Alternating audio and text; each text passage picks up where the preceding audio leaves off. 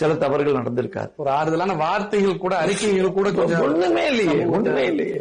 அத போய் பார்க்க போற முஸ்லிம்ஸ் பார்க்க போறாங்க. முக்கியமான ஆட்கள், டீம் காலிங் முக்கியமான ஆட்கள், அந்த ஆட்கள் போய் பார்க்க போறாங்க. அந்த கொடுக்கக்கூடிய மனுவை வாங்கி, ஏண்டா துளுக்க பசங்களா, இதை சொல்லணும்னு சொல்லி மறுக்க சொல்லுங்க. போனவர்கள் இன்னும் உயிரோடு இருந்து கொண்டிருக்கிறார்கள் கோயம்புத்தூர். அதாவது காவல்துறை இல்ல, கலைஞர் கருணாநிதி சொன்னார். ஓ, அவருக்கு அவ்வளவு கோபம் இருந்ததா? ஆமா, நாம் அந்த கலவரத்தை ஏற்படுத்தி விட்டோம் மாத்திரம் இல்ல, அது கலவரம் பின்னாடி வந்து பிப்ரவரி 14 நடந்துருச்சு. பிப்ரவரி 14 யார் காப்பாற்றப்படுகிறார்? அத்வானி வந்து காப்பாற்றப்பட்டு விட்டார். நல்ல வேலை, அத்வானியை குறிவைத்து தாக்குதல் தான் அது. அந்த தாக்குதல் அத்வானி காப்பாற்றப்படுகிறார். அது போற இடங்கள்லாம் குண்டு வெடிக்கிறது. இதுல வந்து எல்லாம் எல்லாருமே என்ன சொல்லுவாங்க, குண்டு வச்சு முஸ்லிம்கள் எல்லாம். அதாவது கோவையில் இஸ்லாமிய பயங்கரவாதிகளால தொடர் குண்டு வெடிப்பானது நடத்தப்பட்டது, பயங்கரவாத தாக்குதலானது நடத்தப்பட்டது. அத்வானி அவர்களை குறிவைத்து தான் அந்த ஒரு தாக்குதலை இஸ்லாமிய பயங்கரவாதிகள் நடத்தினாங்க. அதுக்கு அப்புறமா அப்போதைய தமிழக முதலமைச்சராக இருந்த கருணாநிதி அவர்களை இந்த இஸ்லாமிய அமைப்பை சேர்ந்த தலைவர்கள் பார்க்க போயிருக்காங்க. அப்போ கருணாநிதி அவர்கள் ஏண்டா துளுக்க பசங்களான்னு சொல்லி அவங்க கொடுத்த மனுவை, அந்த பேப்பரை தூக்கி போட்டிருக்காரு. ஏண்டா துளுக்க பசங்களான்னு சொல்லி அந்த பேப்பரை தூக்கி போட்டது தப்பு. அவர் எப்படி அப்படி போடலாம்? ஆறுதலாக சப்போர்ட் பண்ற மாதிரி எதுவுமே பேசாம அது எப்படி அவர் இப்படி தூக்கி போடலாம் அப்படின்ட்டு இவர் உங்க உட்காந்துக்கிட்டு பேசிட்டு இருக்காரு. ஏன் சார், நீங்களா உண்மையாலே மனுஷ ஜென்மங்க தானா? தெரியாம கேட்குறேன். பார்க்கறதுக்கு மனுஷ மாதிரி தான் இருக்கீங்க, ஆனா நீங்க உண்மையிலேயே மனுஷ ஜென்மங்க தானா? அந்த இஸ்லாமிய பயங்கரவாதிகள் குண்டு வச்சு 50க்கும் மேற்பட்ட அப்பாவி பொதுமக்களை கொன்னு இருக்கானுங்க. அடிப்பட்டா அடுத்தபடியாக அவங்க ஹாஸ்பிட்டலுக்கு தான் வருவாங்கன்னு சொல்லி ஹாஸ்பிட்டலையும் குண்டு வச்சிருக்கானுங்க. அந்த குண்டு வெடிப்புல பாதிக்கப்பட்ட மக்கள் இன்னமும் கோவையில நடைப்பிணமா இருக்காங்க. பாதிக்கப்பட்ட மக்கள்னா, காயப்பட்ட மக்கள்னா, அடிப்பட்ட மக்கள்னா இதை கீழே தடுக்கி விழுந்து நமக்கு காயப்படும் பாருங்க, அப்படிலாம் கிடையாது.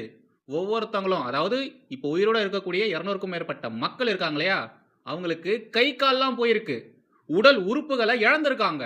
இந்த கேடுகட்ட காரியத்தை பண்ண அந்த பன்றி கூட்டத்துக்கு ஆதரவாக வக்காலத்து வாங்குற வகையில நீங்க முதலமைச்சராக இருந்த திரு கருணாநிதி அவர்கள் முன்னாடி போய் நின்று இருக்கீங்க. இத மாதிரி நீங்க அவர்கிட்ட போய் நின்னீங்கன்னா அவர் அப்படியே உங்களை இடுப்புல தூக்கி வச்சுக்கிட்டு நீங்க கேட்கக்கூடிய விஷயங்கள் எல்லாத்தையுமே செஞ்சு கொடுக்கணுமா? வெறும் ஏண்டா துளுக்க பசங்களா அப்படின்னு கேட்டதுக்கு இவங்கெல்லாம் இந்த குதி குதிக்கிறாங்க. எங்க உங்க ஆளுங்க அங்க குண்டு வச்சு கொன்னு இருக்கானுங்க, அப்பாவி பொதுமக்களை கொன்னு குவிச்சிருக்கானுங்க. ஓகே, இந்த ஒரு மேட்டர் நம்ம இதோட நிறுத்திக்கலாம். எதனால இப்போ இந்த ஒரு விஷயத்த பேசுறீங்க, பேச வேண்டிய சூழ்நிலை என்ன அப்படின்ற மாதிரி சில சந்தேகங்கள் கண்டிப்பா உங்களுக்கு வரும். இதை பத்திலாம் பேச வேண்டிய கட்டாயத்துல நான் இருக்கேன். கண்டிப்பா நாம இதை பத்திலாம் பேசிதான் ஆகணும். அந்த காலகட்டங்கள்ல அங்க என்ன நடந்தது, பாதிக்கப்பட்ட ஹிந்து மக்கள் அவங்களுக்கு என்ன ஆச்சு, இதெல்லாம் கண்டிப்பா நாம இந்த நேரத்துல பேசியே ஆகணும். பேசுவதற்கான காரணம் என்னன்னா, DW சேனல்னு ஒரு சேனல் இருக்கு, ஓகேங்களா? அந்த சேனல் பத்திலாம் நான் உங்களுக்கு பின்னாடி சொல்றேன். அந்த சேனல்ல ரீசெண்டா ஒரு டாக்குமெண்ட்ரி ஒன்று ரிலீஸ் பண்ணியிருந்தாங்க. கோவை தொடர் குண்டு வெடிப்பு, அந்த ஒரு மோசமான நிகழ்வு நடந்தது இல்லையா, அதுக்கு அப்புறமா கோவையில் இருக்கக்கூடிய இஸ்லாமியர்களுடைய வாழ்வியல் எப்படி மாறி இருக்கு, அவங்களுடைய வாழ்க்கை எப்படி இருக்கு, என்ன மாதிரியான துன்பங்களை அவங்க அனுபவிக்கிறாங்க அப்படின்ற மாதிரிலாம் சொல்லி அவங்களுக்கு ஆதரவாக, அந்த கேடுகட்ட காரியத்தை பண்ணவங்களுக்கு சப்போர்ட் பண்ணவங்களுக்கு ஆதரவாக ஒரு டாக்குமெண்ட்ரி ஒன்று ரிலீஸ் பண்ணியிருக்காங்க. எஸ், நீங்க காதால கேட்டது உண்மைதான். அந்த தொடர் குண்டு வெடிப்புக்கு அப்புறமா இஸ்லாமியருடைய வாழ்வியல் குறித்து இவனுங்க டாக்குமெண்ட்ரி பண்ணியிருக்கானுங்க. தொடர் குண்டு வெடிப்புல பாதிக்கப்பட்ட, உயிரிழந்த, கை கால்களை பறி கொடுத்த அந்த மக்களை குறித்து இவனுங்க வாயை திறந்து பேசல. முஸ்லிம்களுக்கு ஆதரவாக முஸ்லிம்களுடைய வாழ்வியல் எப்படி இருக்கு அப்படின்றத பத்தி சிறைவாசிகள், இதான் அவனுங்க என்ன சத்தியாகிரகம் பண்ணி சிறைக்கு போனானுங்களா? தீவிரவாதிக, பயங்கரவாதிகள் அவனுங்களாம். குண்டு வச்சதுனால அவனுங்களை தூக்கி உள்ள போட்டிருக்காங்க. அவங்கள குறித்து, அவங்களுடைய குடும்பத்தை குறித்துலாம் பேசுறாங்க. ஒரு டாக்குமெண்ட்ரி எடுக்கிறீங்கன்னா அது ஒன் சைடா இருக்கக்கூடாது. ஒரு இஷ்யூவை நீங்க ஃபுல்லா கவர் பண்ண போறீங்கன்னா டாக்குமெண்ட்ரினா என்ன? டாக்குமெண்ட்ரினா என்ன? நீங்க ஃபுல்லா அந்த ஸ்டோரியை கவர் பண்ணணும். ஆனா இவனுங்க என்ன பண்ணிருக்கானுங்க, வெறும் இஸ்லாமியர்களை குறித்து மட்டும்தான் பேசியிருக்காங்க, அவங்களுடைய வாழ்வியல் குறித்து மட்டும்தான் பேசியிருக்காங்க. பாதிக்கப்பட்ட மக்கள், உண்மையாலே பாதிக்கப்பட்ட மக்கள் ஹிந்துக்கள், அங்கிருந்த அப்பாவி ஜனங்க, அவங்கள பத்தியெல்லாம் இவங்க பேசவே இல்லை. இவங்களுக்கெல்லாம் முட்டு கொடுக்குற மாதிரி விக்டிம் கார்டை தூக்கிக்கின்னு ப்ளே பண்றாங்க. நாங்களாம் ரொம்ப அப்பாவிகள், நாங்களாம் ரொம்ப கஷ்டப்படுறோம், பாருங்க நாங்கள் முஸ்லீம் அப்படின்றதுனால எங்களை ஒதுக்குறாங்க, சமூகத்துல இருந்து எங்களை ஒதுக்குறாங்க, ஒரு மாதிரி தான் எங்களை பார்க்குறாங்க அப்படின்ற மாதிரி விக்டிம் கார்டை தூக்கிக்கிட்டு ப்ளே பண்ணுறாங்க. இந்த DW சேனல் இருக்கு இல்லையா, இது ஜெர்மனி பேஸ்டு ஒரு நியூஸ் சேனல். DW நியூஸ் அப்படின்றது அந்த சேனலுடைய பெயர். இவனுங்க ஜெர்மனியில தான் இருக்கானுங்க. பட் இவனுங்களுக்கு வேலை பார்க்கக்கூடிய நபர்கள் இங்க தான் இருக்கானுங்க. பல வருஷமா இந்த சேனல் மூலியமாக, இந்த சேனலுக்கு கீழே இன்னும் நிறைய கிளை சேனல்கள்லாம் இருக்கு. அது மூலியமாக தொடர்ந்து ஆன்டி இந்தியன் நெரேட்டிவை செட் பண்ணிக்கிட்டே இருக்காங்க. அதனுடைய ஒரு பகுதியாகத்தான் இப்போ கோவை தொடர் குண்டுவெடிப்பு குறித்து ஒரு டாக்குமெண்ட்ரி பண்ணியிருக்காங்க. அதுல பாதிக்கப்பட்ட மக்கள்னு சொல்லி முஸ்லிம்களை காமிக்கிறாங்க. முஸ்லிம்கள் எவ்வளோ கஷ்டப்படுறாங்க பாருங்க, பாவங்க அவங்க, பாருங்க எவ்வளோ கஷ்டப்படுறாங்க பாருங்க, எவ்வளோ துன்பங்களை அனுபவிக்கிறாங்க பாருங்க அப்படின்ற மாதிரிலாம் டாக்குமெண்ட்ரி எடுத்து வச்சிருக்கானுங்க. இஸ்லாமிய பயங்கரவாதிகள் செஞ்ச காரியத்தை அப்படியே மூடி மறைச்சிட்டு, அவனுக்கு பண்ண கேடுகட்ட காரியத்தை ஒயிட் வாஷ் பண்ணிட்டு, நம்மள எல்லாரையுமே பிரெயின் வாஷ் பண்ற மாதிரி, சிம்பத்தி கிரியேட் பண்ற மாதிரி டாக்குமெண்ட்ரி எடுத்து வச்சிருக்கானுங்க. இந்த வீடியோல இதை மாதிரி ஒரு 4 பேர் வருவானுங்க. ஓகேங்களா, 4-5 பேர் வருவானுங்க. அவனுங்க பேசுறதெல்லாம் பார்க்கும்போது ஏதோ அவனுங்களாம் ரொம்ப யோகியவான் மாதிரியும், எந்த ஒரு தப்பும் செய்யாத அப்பாவிகள் மாதிரியும், எவனோ ஒருத்தர் எங்கிருந்தோ வந்து குண்டு வச்சுட்டு போயிட்டான், அவன் பண்ண தப்பால நாங்க தான் அனுபவிக்கிறோம், நாங்க தான் கஷ்டப்படுறோம் அப்படிங்கிற மாதிரி கொஞ்சம் கூட கில்ட்டி ஃபீலே இல்லாம பேசிட்டு இருப்பாங்க. இதுல ஒருத்தன் வருவான், ஏதோ குண்டு வச்சுட்டாங்க, ஏதோ நிறைய பேரை சாவடிச்சிட்டாங்க, இதெல்லாம் பெரிய விஷயமா, இதை மறந்துட்டு அடுத்த கட்ட வேலைகளை பார்த்துட்டு போக வேண்டியது தானே, அது இன்னமும் நீங்க மனசுல வச்சுக்கிட்டு வருஷம்லாம் நீங்க அதை நினைவுபடுத்துறதெல்லாம் தப்பு தானே, ஏதோ நடந்தது நடந்து போச்சு, மறந்துட்டு போயிட வேண்டியதானே அப்படின்ற மாதிரி பேசுறான். விரும்பத்தகாத சம்பவம் ஒன்று நடந்துருச்சு, அது தவறு தான், அதை நம்ம மறந்துட்டு போகணும். அது செஞ்சவங்க 30 வருஷமா ஜெயிலில் இருக்காங்க. ஆனாலும் இவனுங்க மத வெறியில குண்டு வச்சு அப்பாவி மக்களை கொல்வானுங்களாமா. நாம அந்த ஒரு நிகழ்வை கருப்பு தினம், துக்க தினம்னு சொல்லி அனுசரிக்க கூடாதாமா. அதான் நடந்து முடிஞ்சு போச்சு இல்லையா, அதுக்கப்புறமா ஏன் நீங்க வருஷம் அதை துக்க தினமா அனுசரிக்கிறீங்க, வருஷம் ஏன் நீங்க அப்படி பண்றீங்கன்னு கேட்கறான். ஆனாலுமே அது ஒரு பெரிய விழாவா, ஒரு ஊர்வலமா, பெரிய அரச பிரதமர் மாதிரி பெரிய ஆளுகளை வச்சு அது மக்களை நினைவூட்டிட்டு ஓட்டு வாங்கிட்டு இருக்காங்க. ஏதோ நடந்து முடிஞ்சு போச்சு, அந்த தினத்தை ஏன் நீங்க வருஷம் அனுசரிக்கிறீங்க, பாரத பிரதமர் மாதிரியான பெரிய பெரிய ஆட்களை கூட்டிட்டு வந்து ஏன் நீங்க நினைவுபடுத்திக்கிட்டே இருக்கீங்க, இது மாதிரிலாம் பண்றது தப்பு தானே, ஏன் இது மாதிரிலாம் செய்றீங்க, ஏதோ பண்ணிட்டாங்க மறந்துட்டு போக வேண்டியதானே அப்படின்ற மாதிரி இவன் பேசுறான். ஒரு சமுதாயத்தையே குற்றவாளியை கொண்டு நிறுத்திட்டு இன்னொரு சமுதாயத்தில் பாதுகாவலர் நாங்கள் தான் சொல்லி எவ்வளோ நாள் இவங்க நடத்துவாங்க. டிவைட் அண்ட் ரூல் அப்படிங்கிறது தான் எங்களோட கேள்வி. டிவைட் அண்ட் ரூல், அதாவது ஒரு சமூகத்தை குற்றவாளி கூண்டில் நிற்க வச்சு இன்னொருத்தவங்களை பாதுகாக்கிறது நாங்கள் தான், அவங்களுக்கான பாதுகாவலர்கள் நாங்கள் தான் சொல்லி எவ்வளோ காலத்துக்கு நீங்கள் டிவைட் அண்ட் ரூல் பண்ண போறீங்கன்னு இந்த உத்தம சீலர் யோகியவான் கேட்குறாரு. ஜமாத்தில் யாருக்கு ஓட்டு போட சொல்கிறாங்களோ அவங்களுக்கு தான் இஸ்லாமிய மக்கள் ஓட்டு போடுவாங்க. அதை மாதிரிலாம் ஹிந்துக்கள் பண்ண மாட்டாங்க. ஹிந்துக்கள் கிட்ட போயிட்டு நீ அவனுக்கு தான் ஓட்டு போடணும், நீ இவனுக்கு தான் ஓட்டு போடணும்னு சொன்னா போடா சொல்லிட்டு போயிட்டே இருப்பாங்க. ஹிந்துக்கள் எவன் பேச்சையும் கேட்க மாட்டாங்க. அவங்களுக்கு யாருக்கு ஓட்டு போடணும்னு தோணுதோ அவங்களுக்கு ஓட்டு போட்டுட்டு போயிட்டே இருப்பாங்க. கிறிஸ்டின்ஸும் சரி, முஸ்லிம்ஸும் சரி, இவங்கள கண்ட்ரோல் பண்றது ஜமாத் மாதிரியான அமைப்பு, சர்ச் மாதிரியான அமைப்புகள் தான். அவங்க யாருக்கு ஓட்டு போட சொல்றாங்களோ, யாருக்கு ஃபேவரா பேச சொல்றாங்களோ அவங்களுக்கு மட்டும்தான் அந்த மக்கள் ஓட்டு போடுவாங்க, அவங்களுக்கு ஆதரவாக பிரச்சாரங்கள்லாம் பண்ணுவாங்க. பட் ஹிந்துக்கள் அப்படி கிடையாது.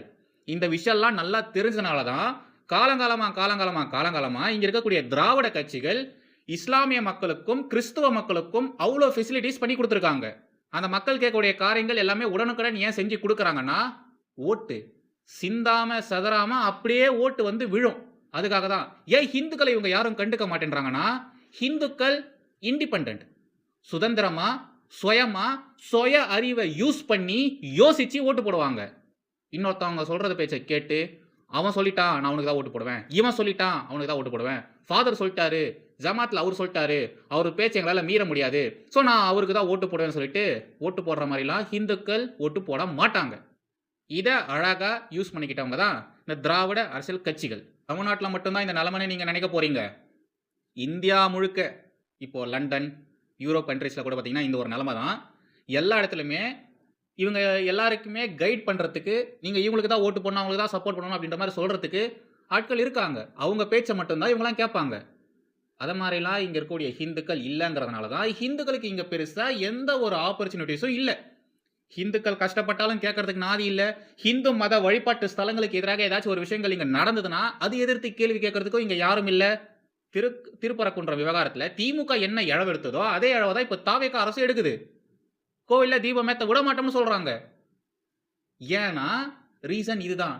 ஹிந்துக்கள் கிறிஸ்தவர்கள் மாதிரியோ இஸ்லாமியர்கள் மாதிரியோ அவங்களுடைய ஜமாத்து சர்ச் மாதிரி இங்க மதகுருமார்கள் சொல்ற இதெல்லாம் இங்க இருக்கக்கூடிய ஹிந்துக்கள் கேட்க மாட்டாங்க. ஃபர்ஸ்ட் ஆஃப் ஆல் மதகுருமார்கள் நீங்க இவங்களுக்கு தான் சப்போர்ட் பண்ணணும், அவங்களுக்கு தான் சப்போர்ட் பண்ணணும் அப்படின்ற மாதிரியும் பேச மாட்டாங்க.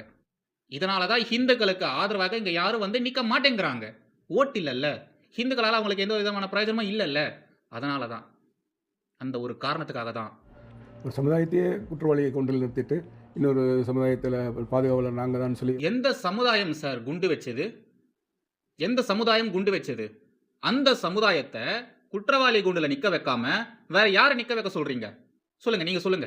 நீங்க சொல்லுங்க, யாரை நிக்க வைக்கணும்னு சொல்றீங்களோ சொல்லுங்க, நாங்க நிக்க வைக்கிறோம். காஷ்மீர்ல அங்கிருந்த பூர்வக்குடி மக்களான பண்டிட்டுகளுக்கு அங்கிருந்த இஸ்லாமிய அடிப்படைவாதிகள் என்ன பண்ணானுங்க? என்ன செஞ்சாங்க? நீங்க காஷ்மீர்ல இருந்து கன்னியாகுமரி வரைக்கும் இருக்கிற எல்லா இடத்துலயுமே பாருங்க, ஏதாச்சும் ஒரு காலகட்டங்களில் இப்படிப்பட்ட ஒரு நிகழ்வுகள் அங்க இருக்கக்கூடிய பூர்வக்குடிகளுக்கு எதிராக இந்த அடிப்படைவாதிகள் பண்ணியிருப்பாங்க. தேடி பாருங்க. இந்த ஆள் சொல்றாரு இல்லையா, ஏதோ நாங்க தான் அவங்களுக்கு பாதுகாவலன் மாறினிட்டு, அதாவது ஹிந்துக்களுக்கு பாதுகாவலன் மாறி பாஜக செயல்படுது அப்படின்ற மாதிரி சொல்லியிருக்காரு இல்லையா? ஆமாண்டா, ஆமாண்டா, பாஜக தான் ஹிந்துக்களுக்கு பாதுகாவலன். பாஜகன்ற ஒரு கட்சி இல்லைன்னா, ஆர்எஸ்எஸ் என்ற ஒரு அமைப்பு இல்லைன்னா இங்க என்னென்னலாம் நடந்திருக்கும், ஹிந்துக்களுக்கு எதிராக என்னென்னலாம் பண்ணியிருப்பாங்கன்றது எங்களுக்கு தெரியும்டா.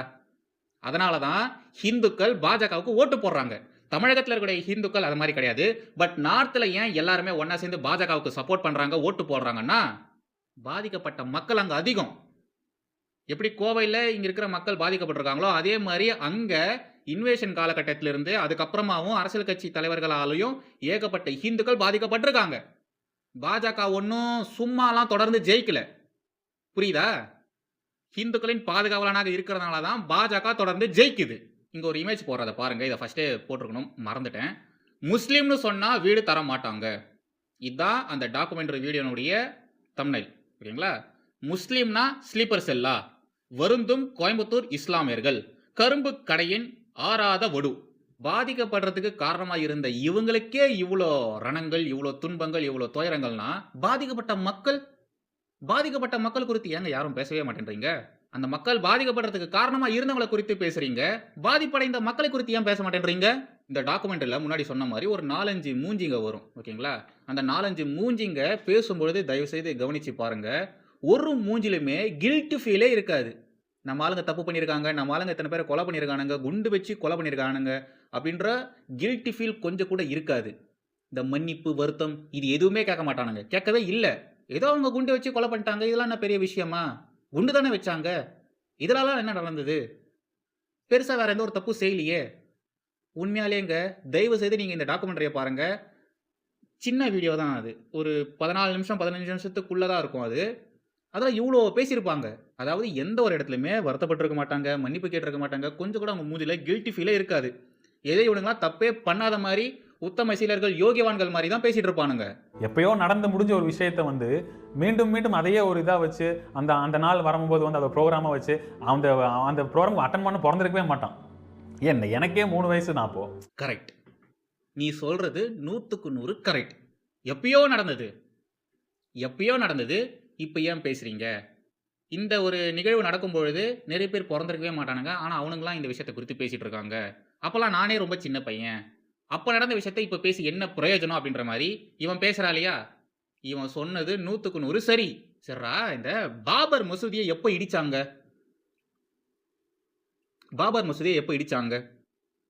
கோவையில் இஸ்லாமிய பயங்கரவாதிகள் தொடர் குண்டு வெடிப்பு நடத்தினானுங்க இல்லையா, அதுக்கு முன்னாடியே பாபர் மசூதியை இடிச்சிருக்காங்க.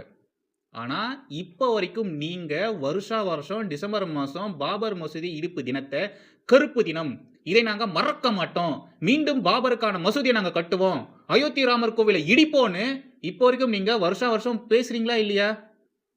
தமிழகம் முழுக்க, இந்தியா முழுக்க நீங்கள் அந்த ஒரு நாளில் துக்க தினமாக அனுசரிக்கிறீங்களா இல்லையா? செவுத்துல அது குறித்தான இந்த போஸ்டர்ஸ்லாம் ஒட்டுறீங்களா இல்லையா? பெயிண்ட் பண்ணுறீங்களா இல்லையா? பண்ணுறீங்க தானே? எப்பயோ நடந்தது தானே? அப்போல்லாம் நீங்கள் பிறந்திருக்கவே மாட்டீங்க தானே? இப்போ வரைக்கும் ஏன் பேசிட்டு இருக்கீங்க? ஏன்டா பேசுறீங்க? ஏன் ரோடு ஃபுல்லாக போஸ்டர் ஓட்டுறீங்க? ஏன் பண்ணுறீங்க? கோவை தொடர்குண்டு வெடிப்புல நீ இப்போ வியாக்கியானமாக வாய் கிழிய பேசுறல்ல, இதே மாதிரி போய் பேச, ஜமாத் கிட்ட, மற்ற இஸ்லாமிய அமைப்புகள் கிட்ட போய் பேச. ஏன் பாபர் மசூதியை இடிச்ச தினத்தை வருஷம் கொண்டாடுறீங்க, திருவிழா மாதிரி ஏன் துக்க தினத்தை அனுசரிக்கிறீங்க அப்படின்ற மாதிரி போய் கேள்ற. அது மாதிரி பண்ணாதீங்கன்னு போய் சொல்ல முடியுமா? இந்த கேள்வியை உங்க ஆளுங்க கிட்ட போய் உன்னால கேட்க முடியுமா? அட்லீஸ்ட் உன்னால தான் இதை பேச முடியுமா? பப்ளிக்ல இது மாதிரி தான் பேச முடியுமா? சொல்லி பாரு. அப்போ தெரியும் உங்க ஆளுங்க உனக்கு எதிராக என்னென்னலாம் பேசுறாங்க, எவ்வளவு அசிங்கமா உன்னை திட்டுறாங்க அப்படின்றது அப்போ உனக்கு புரியும். எனக்கு என்ன நடந்ததுன்னே தெரியாது, யார் என்னன்னு விவரம் தெரியாது. ஆனால் அது வந்து என்னை இப்போ வரைக்கும் பின்தொடர்ந்து வருது, இல்லை அதையே ஒரு அஜெண்டாவாக பிளான் பண்ணுறாங்கும்போது இது வந்து யோசிக்க வேண்டிய ஒரு விஷயமா இருக்குது. இது ஒரு மிகப்பெரிய ஒரு தாக்குதல் தான் நான் நினைக்கிறேன். இது முஸ்லிம்களுக்கு எதிரான தாக்குதல், முஸ்லிம்கள் மீதான தாக்குதல். எது? இவன் ஜுப்பா போட்டுன்னு ரோட்டில் நடந்து போனால் எல்லாருமே ஒரு மாதிரி பார்ப்பாங்களாமா, அது முஸ்லிம்களுக்கு எதிரான தாக்குதலாமா. அப்புறம் இவன் ஃப்ரெண்ட்ஸு துப்பாக்கி படம் பார்த்ததுக்கு அப்புறமா அதில் ஸ்லீப்பர் செல்லாம் வருவாங்க இல்லையா, இவனை பார்த்து ஸ்லீப்பர் செல்லா நீ, ஏ பாய் நீலாம் ஸ்லீப்பர் செல்லா அப்படின்ற மாதிரி கேட்டாங்களாமா. இதெல்லாம் இஸ்லாமியர்கள் மீதான தாக்குதலாமா. ஆனால் இவனுங்க குண்டு வச்சு அப்பாவி பொதுமக்களை கொண்டு இருக்கானுங்க. அதை பற்றி சொல்கிறச்ச குண்டு தானே வச்சாங்க, ஏதோ நடந்து போயிடுச்சு, அந்த விஷயத்தையா நீங்கள் இப்போ வரைக்கும் பேசிட்டு இருக்கீங்கன்னு கேட்டுட்டு இருக்கான். குண்டு வச்சதெல்லாம் ஏங்க இன்னமும் ஞாபகம் வச்சுட்டு இருக்கீங்க, செத்து போன மக்களை ஏங்க இன்னமும் ஞாபகம் வச்சுட்டு இருக்கீங்க, மறந்து போங்கன்னு இவன் நம்மள சொல்றான். ஆனா இவனை ஒரு மாதிரி பாக்குறது, ஸ்லீப்பர்ஸ் எல்லாம் பாய் நீ கேட்கறது, இதெல்லாம் இவனுங்க மீது நடத்தக்கூடிய தாக்குதலாமா. எப்பட்றா உன்னால இப்படிலாம் பேச முடியுது? உனக்குலாம் கொஞ்சமாச்சு மனசாட்சிங்கிறது இருக்குதாடா? கொஞ்சமாச்சு மனித தன்மை அப்படின்றது உனக்கு இருக்குதாடா? ஓகே, இவனுங்களை பத்தி டாக்குமெண்ட்ரிஸ் எடுக்கிறானுங்க, இவங்களுக்கு தேவையான விஷயங்களை அந்த அமைப்பை சேர்ந்தவங்க செஞ்சு கொடுக்குறாங்க. ஜமாத்லேருந்து இவங்களுக்கு ஃபண்டும் கொடுப்பாங்க, நிறைய வெளிநாடுகளிலிருந்தும் இவங்களுக்கு ஃபண்டுலாம் வருது. ஆனால் இவங்க செஞ்ச அந்த பயங்கரவாத தாக்குதலால் பாதிக்கப்பட்ட ஹிந்துக்களுக்கு என்ன செஞ்சாங்க? ப்ளீஸ் தயவு செய்து தேடி பாருங்க, கொஞ்சம் ரிசர்ச் பண்ணுங்க. கோவை தொடர்குண்டு வெடிப்பின் பொழுது பாதிக்கப்பட்ட ஹிந்துக்களுக்கு என்னங்க பண்ணாங்க? பாதிக்கப்பட்ட ஹிந்துக்கள் குறித்து டாக்குமெண்ட்ரிஸ் ஏதாச்சும் எடுத்தாங்களா? அண்டு February 14 அந்த தொடர் குண்டு வெடிப்பு நடந்தது இல்லையா, அந்த நாளில் அந்த குண்டு வெடிப்பில் எத்தனை இஸ்லாமியர்கள் இறந்து போயிருக்காங்க அப்படின்றத தேடுங்க. நானும் தேடினேன், எனக்கு பெருசாக எதுவும் கிடைக்கல. அப்புறமா கோயம்புத்தூரில் இந்த தொடர் குண்டு வெடிப்பின் பொழுது அங்கே இருந்த ஒருத்தர், அவர்கிட்ட கேட்டேன், இந்த வீடியோ பண்ணுறதுக்காக கேட்டேன், எத்தனை பேர் அந்த குண்டு வெடிப்பின் பொழுது பாதிக்கப்பட்டிருக்காங்க, இஸ்லாமியர்கள் எத்தனை பேர் பாதிக்கப்பட்டிருக்காங்க அப்படின்ற மாதிரி கேட்டேன். அவர் சொன்ன ஒரு விஷயம் எனக்கு ரொம்ப ஷாக்கிங்காக இருந்தது. அவர் என்ன சொன்னார்னா, ஒரே ஒருத்தன் தான், அதுவும் அவங்க வீட்டில் அவங்க சொல்லியிருக்காங்களாமா அவனை வெளியில் போகாதேன்னு, ஆனாலும் அதை மீறி அவன் வெளியில் போயிருக்கான். அந்த நேரத்தில் தான் அந்த குண்டு வெடிப்பில் மாட்டி அவன் செத்து போயிருக்கான். ஓகேங்களா? எனக்கு என்ன புரியலன்னா, அவர் நிறைய விஷயம் சொன்னார், அதெல்லாம் என்னால் இங்கே சொல்ல முடியுமான்னு தெரியல. ஃபேஸ்புக், வாட்ஸ்அப் இதெல்லாம் இல்லாத அந்த காலகட்டங்களில் February 14 நீங்கள் யாரும் வெளியில் போகாதீங்க அப்படின்ற மாதிரியான நியூஸை ஷேர் பண்ணியிருக்காங்களாமா, எல்லாருக்குமே ஸ்ப்ரெட் பண்ணியிருக்காங்களாமா. ஸோ அந்த நாளில் யாருமே வெளியே போகலையாமா. ஒரு துணி கடை ஒன்று இருக்குது, ரொம்ப ஃபேமஸான ஒரு துணி கடை, அங்கே வேலை பார்க்கக்கூடிய இஸ்லாமியர்கள் கூட அந்த கடைக்கு வேலைக்கு போகலை, அந்த கடையில் குண்டு வெடிச்சிருக்கு. இதை மாதிரி நிறைய விஷயங்கள் அவர் எனக்கு சொன்னார், எனக்கு உண்மையாலே மண்டையே சுத்திடுச்சு. ஸோ இங்கே குண்டு வெடிக்க போகுது அப்படின்றது இவங்களுக்கு தெரிஞ்சிருக்கு, மற்றவங்க கிட்ட இவங்க சொல்லலை, அமைதியாக இருந்திருக்காங்க. நான் சொல்கிறத உங்களுக்கு நம்பிக்கை இல்லைன்னா தயவு செய்து கோயம்புத்தூரில் உங்களுடைய ஃப்ரெண்ட்ஸ் யாராச்சும் இருந்தாங்கன்னா கேளுங்க, ஃபோன் பண்ணியோ மெசேஜ் பண்ணியோ கேளுங்க. நான் சொன்ன விஷயத்தை விட ஏகப்பட்ட, நானே பார்த்தீங்கன்னா எனக்கு தெரிஞ்ச விஷயத்துலேயே வெறும் 1% தான், 0.01% மட்டும் தான் உங்கள்கிட்ட நான் சொல்லியிருக்கேன். ஏன்னா நிறைய விஷயங்கள் சொல்ல முடியாது, பட் அதுக்கான ஆதாரங்கள் இருக்குது. எனக்கே அது சொல்கிறதுக்கு விருப்பம் இல்லை, அவ்வளோ மோசமான நிகழ்வுகளாக இருக்குது. உங்களுக்கு இந்த விஷயம் குறித்து இன்னும் தெரிஞ்சுக்கணும்னா தயவு செய்து உங்களுக்கு தெரிஞ்சவங்ககிட்ட கேளுங்க, பாதிக்கப்பட்ட மக்கள்கிட்ட கேளுங்க, அவங்க சொல்லுவாங்க. உங்களுக்கு இந்த விவகாரம் குறித்து இன்னமும் தெரிஞ்சுக்கணும்னா, நாம் இது குறித்து ஹிந்துக்கள் பாதிக்கப்பட்டாங்க இல்லையா, அந்த தொடர் குண்டு வெடிப்பில் ஹிந்துக்கள் பாதிக்கப்பட்டாங்க இல்லையா, அது குறித்து நாம தான் டாக்குமெண்ட்ரி எடுக்கணும். நம்ம சைடு நடந்த விஷயத்தை எடுத்து சொல்லணும்னா நாம தான் அதுக்கான முயற்சிகளை எடுக்கணும். கம்யூனிஸ்ட் கட்சிக்காரங்க வாச்சாத்தி சம்பவம் குறித்து டாக்குமெண்ட்ரி எடுக்கிறாங்க. இதோ ஜெர்மனி பேஸ்டு யூடியூப் சேனல் வேலை மணிக்கட்டு அவ்வளோ காசை செலவு பண்ணி இங்கே பாதிக்கப்பட்ட மக்களுக்காக குரல் கொடுப்பாங்கன்னு பார்த்தா, பாதிக்கப்பட்ட மக்கள் அந்த ஒரு நிலைமைக்கு போகிறதுக்கான காரணமாக யார் இருந்தாங்களோ அவங்கள குறித்து டாக்குமெண்ட்ரி எடுக்கிறாங்க. ஸோ நாமளும் நம்ம சைடில் ஹிந்துக்களாக நாம் எப்படிலாம் பாதிக்கப்பட்டிருக்கோம் அப்படின்ற, வெறும் இந்த கோவை தொடர்குண்டு வெடிப்பு மட்டும் கிடையாது, பல விவகாரங்கள் இருக்குது. மாப்ளா கலவரத்திலிருந்து ஏகப்பட்ட நிகழ்வுகள் இருக்குது. சீக்கிரமாகவே எடுக்கிறேன், இன்னும் ஒரு 2-3 மாதம் கழித்து டீம் இல்லைங்க. அதுதான் மிகப்பெரிய பிரச்சனையாக இருக்குது. நான் எல்லாமே தனியாக தான் பார்க்குறேன். ரிசர்ச் பண்ணுறதுலேருந்து, அது ஸ்கிரிப்டாக எழுதுறதுலேருந்து, வீடியோ எடுக்கிறதுலேருந்து, அதை எடிட் பண்ணுறதுலேருந்து எல்லாமே நான் ஒருத்தன் தான். ஓகேங்களா? நான் ஒருத்தன் தான் எல்லா வேலையும் பார்க்குறதுனால என்னால் பெருசாக வேலைகள் எதுவும் பண்ண முடியல. அதனால தான் ஒரு நாளைக்கு ஒரு வீடியோ தான் என்னால் போட முடியுது. ஒரு 2-3 மந்த்ஸ் கழிச்சு கண்டிப்பாக நான் இதுக்காகவே ஒரு தனி சேனலை ஆரம்பித்து அதில் ஃபுல் அண்ட் ஃபுல் டாக்குமெண்ட்ரிஸாகவே போடுறேன். கண்டிப்பாக பண்ணுறேன்.